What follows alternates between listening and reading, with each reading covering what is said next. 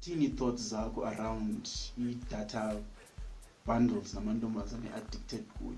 Sure, mna out yami ndiyazibongela ke mna mfethu ngoba unigayela ithuba ngikwazi ukhupha iviews zami yaqona. Out yami le problem uyi-experienceayo yabo isemntwini wonke. Njoba kwasawena utshila uba yi-addiction. Kufuneka uqale ufunde la gama u-addiction uthetha ntoni yabo. Njoba ifakwa la addiction iyaziwa uba abantu bazoba addicted uyabo. So ke ngoku uyayazi ke out yami. Do you smoke? Yeah. Why you smoke? I enjoy it. It's addiction. So into ofuneka uyi-understand ne yonke into ine-foundation njalo uyabo. La muntu eyenza la nto ithwala icuba uyabo. Uyenze nenjongo uyabo. It's not about black and white, it's all about controlling people uyabo. So abantu ba in control uyabo. Whereby politicians they talk about new world orders, you understand? So abanye they talk about evil, you understand that? So la nto wena mfethu it's not easy to control it. Ubungajonga ever since democracy yabo. Abantwana self respect abasenayo, you understand? It's all about ntoni le democracy yabo. Whereby umzali uba yi-enemy yomntana uba uyambonisa the good side, because ubungajonga la generation abazali bethu 60s 70s they were not doing those things before. Ezanto zonxiba i-leggings yabo, into ezifana no-tight, you understand? But why i-parent mfethu i-accepta la nto yabo? It's all about i-democracy and addiction. You understand?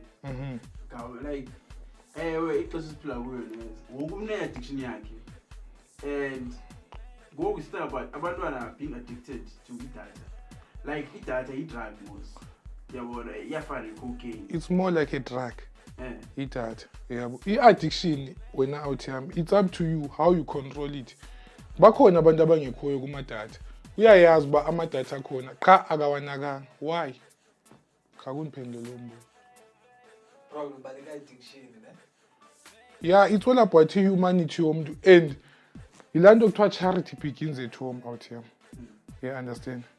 Whereby out here the way you were raised, awuzilandeli zonke izinto. Mamelisise le part engizoxela yona yabo to close this topic. Yabo.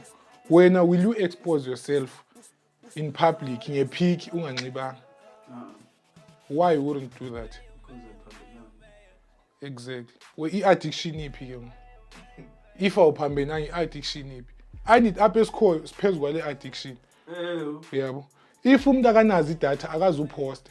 So why can't umuntu azixela uba anina-data? Lobe nayo imali angahokhi ayeshop oyithenga idatha. Yabo. So yilanto out yami i-self respect abantu abasenayo and i-respect umuntu usuka nayo kokwakhe. Yabo.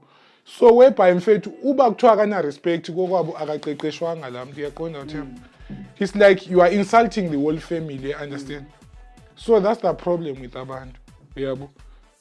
But i-lectures ziyashort ebantwini out here. Nah, but Yabo. nabazali bethu babe-free kanje befika ngayo. No, but they were doing it in ngenye indlela ene-respect ngaphakathi, you understand? Whereby mfethu that no under 18 e-tavern, you understand? Yayihleli khona and ibi-exist. Yabo, bona bebesiya ema-tavern, thina ukukhula kwethu besiyazi uba utshwala into yabantu abadala. And ezi-lectures esikhulu esinazo.